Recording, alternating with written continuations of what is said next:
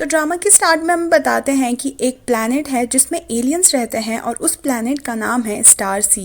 इस प्लैनेट में एक जादुई स्टोन है जिसका नाम है स्टार सी स्टोन, जो कि इस प्लैनेट को बचाए रखता है और इस स्टोन में बहुत ही सारी पावर है। पर एक दिन स्टार प्लैनेट का ही एक लड़का जिसका नाम है 019 इस स्टोन को चुरा कर भाग जाता है अर्थ में। इसको ढूंढने के लिए दूसरे लड़के को भेजा जाता है जिसका नाम है 002। पर धरती पर पहुंचने पर 019 को ये पता चलता है कि गलती से ये स्टोन पहुंच चुका है एक लड़की के पास जो कि कॉमिक बुक लिखती है, और उस लड़की को अंदाजा भी नहीं है कि उसके पास ये स्टोन है। और तभी इस स्टोन की खोज में दोनों ही लोग 019 और 002 अर्थ में गए हैं। तभी हम यहाँ पर देखते हैं ड्रामा की हीरोइन को जिसका नाम है टियान, और उसकी एक बीमार ग्रैंड माँ है। उसकी दादी को भूलने की बीमारी है और उसकी कॉमिक्स भी कोई अच्छा खासा काम नहीं करती है। सबसे छुप छुपा के वो अपनी दोस्त बे से मिलती है और हमें पता चलता है कि दरअसल यहाँ पर वो एक चीज़ चुराने आई है। एक बहुत ही फेमस कॉमिक बुक राइटर है जिसका नाम है मिस्टर फैंग, और जल्द ही उनकी अभी फ़ैन मीटिंग होने वाली है। उसके फैंस इतने सारे हैं कि उसकी कंपनी ने ये डिसाइड किया कि हम एक गेम लॉन्च करेंगे। उसमें जो टॉय मशीन है, उस टॉय मशीन में से एक स्पेशल टॉय जिसको भी मिलेगा उसी को मौका मिलेगा मिस्टर फैंग से मिलने के लिए। और यहाँ पे टियान सबसे पहले पहुँच चुकी है ताकि वो उस स्पेशल टॉय को चुरा सके और वो टॉय किसी और को ना मिले। मिस्टर फैंग को मिलना उसके लिए काफ़ी ज़्यादा ज़रूरी है। इधर बे अपनी लाइव स्ट्रीमिंग शुरू कर देती है क्योंकि वो एक लाइव स्ट्रीमर है, और बेचारी टियान मेहनत से वो टॉय ढूंढ रही होती है। हम बाहर भी देख सकते हैं कि मिस्टर फैंग के तो काफ़ी सारे फैंस आए हैं, और अभी तक का तो ये प्रोग्राम शुरू भी नहीं हुआ है। ये प्रोग्राम शुरू होने से पहले टियान को वो खिलौना ढूंढ कर भाग जाना होगा। पर तभी कुछ गलती होती है और उस खिलौने के मशीन में गाना बजने लगता है जिसे ये दोनों गार्ड सुन लेते हैं, और वो लोग उस खिलौने की मशीन के पास भागते हैं। यहाँ पे बे तो भाग जाती है और दोनों ही सिक्योरिटी गार्ड बे के पीछे भागते कि शायद ये चोरी कर रही होगी, पर टियान बेचारी का हाथ उस टॉय मशीन के अंदर ही फंस जाता है। वो अपना हाथ वहाँ से निकाल ही नहीं पा रही होती है, और इधर दूसरी तरफ ये प्रोग्राम भी स्टार्ट हो जाता है और सारे लोग अंदर उस टॉय की मशीन के पास आने लग जाते हैं।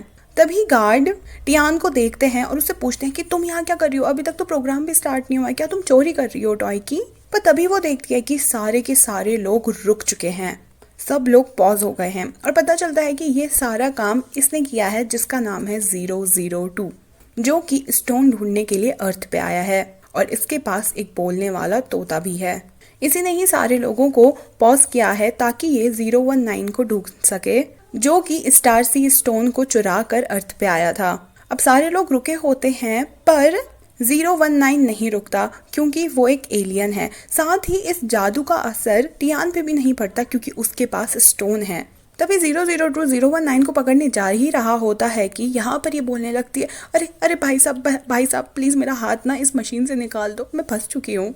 दोनों ही उसका तोता और 002 सरप्राइज होते हैं कि ये कैसे पॉज नहीं हुई, बाकी सारे लोग तो पॉज हो गए। अब वो तोता कुछ ना कुछ बोलने लगता है उस लड़की से, और टियान भी उस तोते की सारी बातें समझ रही होती है, जिसे देखकर 002 और सरप्राइज हो जाता है कि ये तोते की बात कैसे सुन रही है।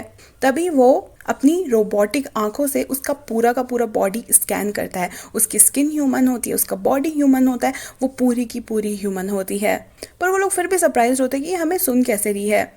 अब वो बहुत ही ज़्यादा जिद करने लग जाती है, तोते से भी भीख मांगने लगती है कि प्लीज़ अपने मालिक से बोलना मेरा हाथ निकाल दे, प्लीज़ सर मेरा हाथ निकाल दो, मैं बोलना बंद कर दूंगी उसके बाद, प्लीज़ मेरा हाथ निकाल दो यहाँ से। और बेचारे 002 को उसकी बकवास बंद करने के लिए उसकी हेल्प करनी होती है। बस दोनों ही उसका हाथ पकड़ के खींचने लग जाते हैं कि जैसे तैसे उसका हाथ बाहर निकले इस टॉय मशीन से। पर उन लोगों को लगता है धक्का और दोनों गिर जाते हैं एक दूसरे के ऊपर, और पहली ही मीटिंग में दोनों की हो जाती है किस। अब जब वो किस कर रहा होता है उस टाइम पे 002 का मैजिक भी खत्म हो जाता है और सारे लोग हिलने डुलने लग जाते हैं। सारे लोग इन दोनों को इस तरह से देखकर काफी ज्यादा स्माइल करने लगते हैं। तभी टियान उठती है और बोलती है, बदतमीज इंसान, तूने मुझे जबरदस्ती किस किया है? 002 बोलता है, जबरदस्ती मैंने किस किया है कि तुमने किस किया है? और इतने सारे लोगों को आसपास देखकर टियान वहां से भाग जाती है। यहाँ पे 002 के हाथ से 019 तो निकल ही चुका है, और यहाँ पर वो लड़की जिसने उसको किस किया है वो भी भाग गई है। यहाँ पे हम देखते हैं कि जब मैजिक खत्म हुआ था और बे गिर चुकी थी, वहां पर 019 ने बे को संभाला था और बे का दिल 019 पे आ जाता है। 019 को भी बे काफ़ी पसंद आती है और वो उसे अपना नंबर दे के कहता है कि तुमने मेरी शर्ट का ना बटन तोड़ दिया है, तुम्हें इसे सिलना होगा क्योंकि मुझे तो सिलना आता है नहीं। अब स्टेडियम से बाहर जाकर टियान अपनी दोस्त बे को कॉल करती है और बोलती है मैं वहाँ पे फंसी हुई थी, तू थी कहाँ पर। बे बोलने लगती है मुझे तो एक बहुत ही हैंडसम लड़का दिखा, और टियान कहने लगती है मेरा हाथ वहाँ पे फंसा था और तू किसी लड़के के साथ फ्लर्ट करती, और तुझे पता है किसी आदमी ने ना मेरी पहली किस ले ली, मैंने आज तक का किसी को किस नहीं किया था और गलती से मेरी किस उसके पास चली गई, वो भी फ्री में। मेरी ना किस्मत ही अच्छी नहीं है। मैंने अपनी राशिफल पढ़ा था और उसमें लिखा था ना मेरी ज़िंदगी में ना इस साल कुछ भी अच्छा नहीं होने वाला है।